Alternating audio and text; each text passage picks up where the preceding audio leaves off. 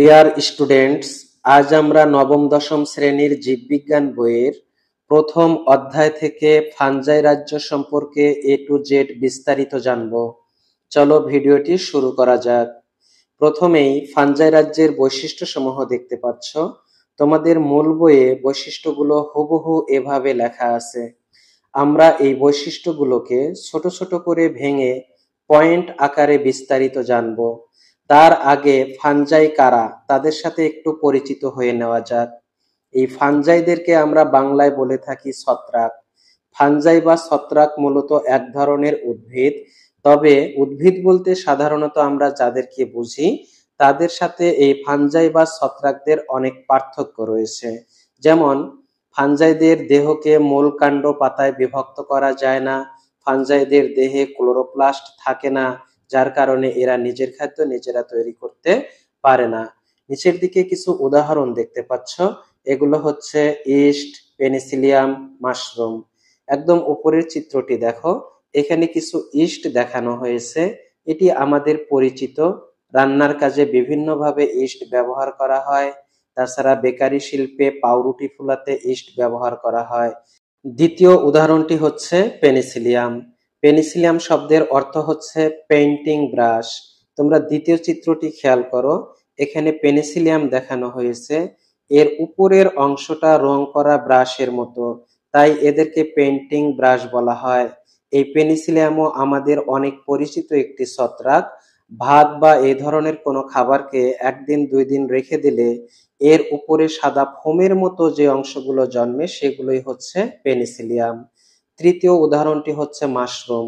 ডান পাশে এখানে কিছু মাশরুম দেখতে পাচ্ছ। এগুলো আমাদের কাছে ব্যাঙের ছাতা নামে পরিচিত। তো এখানে যেই তিনটি ছত্রাক তোমরা দেখতে পাচ্ছ এগুলো সবই আমাদের পরিচিত ছত্রাক। চলো এবার এই ছত্রাকদের বৈশিষ্ট্যগুলো এক এক করে বিস্তারিত জেনে নেই। প্রথম বৈশিষ্ট্য, অধিকাংশই স্থলজ, মৃতজীবী বা পরজীবী। বৈশিষ্ট্যটি বোঝার জন্য প্রথম চিত্রটি দেখো, এখানে কিছু ছত্রাক দেখানো হয়েছে। এই ছত্রাকগুলো স্থলে বা মাটিতে বাস করে। এদের মতো অধিকাংশ ছত্রাকই মাটিতে বা স্থলে বাস করে, তাই এদেরকে বলা হয়েছে স্থলজ। দ্বিতীয় চিত্রটি দেখো, এখানে একটি মৃত গাছের উপর কিছু ছত্রাক দেখা যাচ্ছে। এই ছত্রাকগুলো মৃত গাছ থেকে খাদ্য গ্রহণ করে, তাই এদেরকে বলা হয় মৃতজীবী। তৃতীয় উদাহরণটি দেখো, এখানে একটি ঘাসফড়িং দেখানো হয়েছে এবং ঘাসফড়িং এর শরীরে একটি ছত্রাক জন্ম নিয়েছে। এর পরের উদাহরণটি দেখো, একটি গাছের ডালে কিছু ছত্রাক জন্ম নিয়েছে। এই ধরনের ছত্রাকগুলো অন্য কোনো জীবিত জীবদেহ থেকে খাদ্যবস্তু গ্রহণ করে, তাই এদেরকে বলা হয় পরজীবী। অর্থাৎ ফাঞ্জাই রাজ্যের জীব যারা, তারা অধিকাংশই স্থলজ হবে, কিছু মৃতজীবী হবে এবং কেউ কেউ পরজীবী হবে। দ্বিতীয় বৈশিষ্ট্য, দেহ এককোষী অথবা মাইসেলিয়াম দিয়ে গঠিত। এককোষী বলতে বোঝানো হয় যাদের পুরো শরীর একটি মাত্র কোষ দিয়ে গঠিত। চিত্রটি খেয়াল করো, এখানে যে ইস্টগুলো দেখানো হয়েছে এই ইস্টের পুরো শরীর একটি মাত্র কোষ দিয়ে গঠিত, তাই এদেরকে এককোষী বলা হয়। দ্বিতীয় চিত্রটি খেয়াল করো, এখানে একটি ছত্রাক বা ব্যাঙের ছাতা দেখানো হয়েছে। এরা বহুকোষী। এদেরকে অণুবীক্ষণ যন্ত্রের নিচে পর্যবেক্ষণ করলে এরকম সুতার মতো কিছু অংশ দেখা যাবে। সুতার মতো এই অংশগুলোর নামই হচ্ছে মাইসেলিয়াম। তাই বলা হয় ছত্রাক যারা তারা এককোষী অথবা মাইসেলিয়াম দিয়ে গঠিত। তৃতীয় বৈশিষ্ট্য, বলা হয়েছে এদের নিউক্লিয়াস সুগঠিত। অর্থাৎ ফাঞ্জাই রাজ্যের জীব যারা তাদের নিউক্লিয়াসের সবগুলো অংশই থাকে।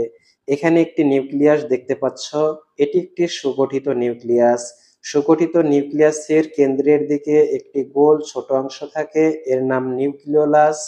এর সাথে পেঁচানো সুতার মতো যে অংশগুলো এদেরকে বলা হয় নিউক্লিয়ার রেটিকুলাম বা জালিকা। এর ভেতরের যে তরল পদার্থ থাকে এটিকে বলা হয় নিউক্লিওপ্লাজম। ভেতরের এই অংশগুলো বাহিরের দিকে একটি পর্দা বা আবরণী দ্বারা একটি নির্দিষ্ট জায়গায় আবদ্ধ থাকে। এই পর্দাটির নাম হচ্ছে নিউক্লিয়ার ঝিল্লি বা মেমব্রেন। যে সকল নিউক্লিয়াসের এই সবগুলো অংশ থাকে তাদেরকে বলা হয় সুগঠিত নিউক্লিয়াস। ফাঞ্জাই রাজ্যের জীবদের ক্ষেত্রে এরকম সুগঠিত নিউক্লিয়াস থাকে। 4 নাম্বার বৈশিষ্ট্য, কোষ প্রাচীর কাইটিন বস্তু দিয়ে গঠিত। তোমরা জানো উদ্ভিদ কোষের একদম বাহিরের দিকে শক্ত যে জড় আবরণীটি থাকে সেটি হচ্ছে কোষ প্রাচীর। ফাঞ্জাই রাজ্যের জীবদের ক্ষেত্রেও এরকম কোষ প্রাচীর থাকবে এবং এই কোষ প্রাচীর কাইটিন দ্বারা গঠিত হবে। এই চিত্রে এই যে অংশগুলো দেখতে পাচ্ছ এগুলোর নাম হচ্ছে কাইটিন। কাইটিন মূলত গ্লুকোজ অণু দিয়ে গঠিত লম্বা চেইন। এগুলো প্রকৃতিতে প্রাপ্ত শর্করা জাতীয় খাদ্যের মধ্যে দ্বিতীয় সর্বোচ্চ। 5 নাম্বার বৈশিষ্ট্য, খাদ্য গ্রহণ শোষণ পদ্ধতিতে ঘটে। বৈশিষ্ট্যটি বোঝার জন্য চিত্রটি দেখো। এখানে পানির ট্যাপ থেকে যেই পানি পড়ছে, ফোম সেই পানিকে খুব সহজেই শুষে নিচ্ছে। এই পদ্ধতিটির নামই হচ্ছে শোষণ পদ্ধতি। ফাঞ্জাই রাজ্যের জীব যারা, তারা এইরকম অন্য কোনো জীবের দেহ থেকে খাদ্য শুষে নেয়। এখানে যেই অংশটি দেখতে পাচ্ছ এটি হচ্ছে এক ধরনের ফাঞ্জাই। এরা নিচের দিকের এই জীবগুলোর দেহ থেকে খাদ্য শুষে নিয়ে বেঁচে থাকে।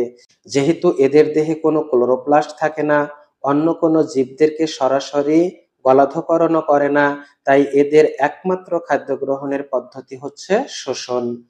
এবার 6 নাম্বার বৈশিষ্ট্যটি দেখো। 6 নাম্বার বৈশিষ্ট্যে বলা হয়েছে ক্লোরোপ্লাস্ট অনুপস্থিত, তাই সালোকসংশ্লেষ করতে পারে না।